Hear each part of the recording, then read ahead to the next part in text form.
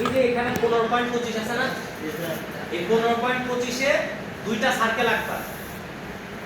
একটা সার্কেল 14.75 আরেকটা circle 20 radius, ঠিক আছে দুইটাই। তারপরে এটাকে 7টা বানায় ফেলবা। 7টা বানায় ফেলার পরে তারপরে এই আউটসাইডটা ট্রিম করে দিবা। আউটসাইড এখন দেখে দেখে ট্রিম করতে হবে কোনটা আছে কোনটা নাই, বুঝাতে পারছি? একটা করে ওটা ঠিক করে হ্যাঁ আমি তো দেখাবো। সাইকেলটা বাড়াতে দিন কোথায় করব? হ্যাঁ একটা না লাস্ট হলো এই যে উপরের যেটা আছে এই উপরেরটা ম্যানুয়ালি 7টা দিতে হবে আবার। এটা হলো 3.53, ঠিক আছে? ওকে, তাহলে আমরা এই কাজটা করে চলাই।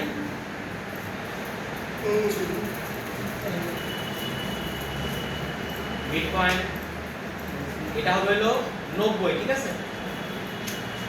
90 দিয়ে কি করতে হবে, একটা আরেকটার সাথে ইকুয়াল, যেহেতু দুইটাই 90। তাহলে আমার ডিজাইন করে আমারই গাও লাগতেছে, এমনি খাই নাই আর এগুলা দেখে তো আরো। ওকে, মিড পয়েন্ট সেন্টার লাইন দুই দিকে টানো। এটা কিন্তু আজকে করতে হবে ভাই, যাতে কালকে বাকি দুইটা করতে পারো, বাকি তিনটা আছে। ওকে, তারপরে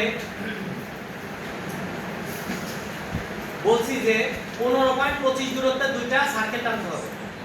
তাহলে এই সেন্টার থেকে উপর পর্যন্ত দূরত্ব কত? 15.25 মিটার।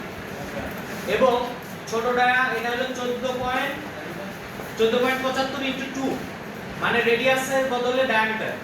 সিমিলার বড়টাও এটা 40 হবে, কারণ 20 ইনটু 2, বুঝাইতে পারছি?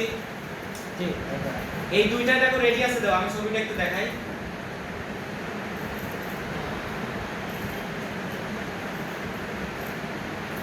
দেখো দুইটাই রেডিয়াসে দেওয়া, 14.75 আর 20। তাহলে আমরা এখানে এটাও সেম করছি, 14.75 ইনটু 2 দিছি আর 20 ইনটু 2 দিছি, ঠিক আছে? এবং এই দুইটাকে ধরার পরে তোমরা সার্কুলার দিবা। সার্কুলার কয়টা করবা জানো? 7টা। দাও এখানে 7টা, 7 পিস। ওকে দাও, এটা বের করে আনো, আবার জায়গা মতো বসায় দাও। এখন ট্রিম করতে হবে, কিন্তু বুঝে ট্রিম করতে হবে। কিভাবে বুঝে দেখো, এই একটা দুইটা তিনটা চারটা, দেখো আমি কি কি ট্রিম করি। শুধুমাত্র শুধুমাত্র মাথাটা রাইখা বাদ বাকিটা আমি ট্রিম করতেছি, খেয়াল করো। সবাই কি বুঝতে পারতেছো ট্রিমটা? শুধুমাত্র মাথাটা রাইখা আমি বাদ বাকিটা আমি ট্রিম করে দিচ্ছি।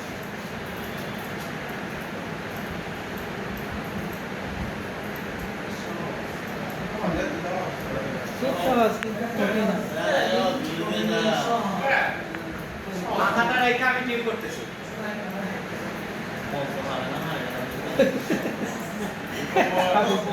তারপরে ওটা ওকে, এটা কি বুঝতে পারছো? স্যার আচ্ছা, এই পর্যন্ত কাটার পরে তোমরা এই মাথাটাও কাটতে দিবা। বুঝা গেছে? সব লফলার মতো লাগে তো স্যার এটা কি স্যার? শাপলা। বুঝাইতে পারছি আমি? মাথাটা কাটতে দিবা। এই পর্যন্ত কি বুঝতে পারছো? আচ্ছা, এখন এই যে জায়গাটা আছে না, এই জায়গাটায় একটা 3 পয়েন্ট আর্ক, 3 পয়েন্ট আর্ক, এবং এই পাশে একটা ফুটা, এই পাশে একটা ফুটা, তারপরে এই জায়গাতে একটা ফুটা, বা যতটুকু আসে। এবং স্মার্ট ডাইমেনশন দিয়ে এর মাপ হবে হলো 3.53 ইন্টার।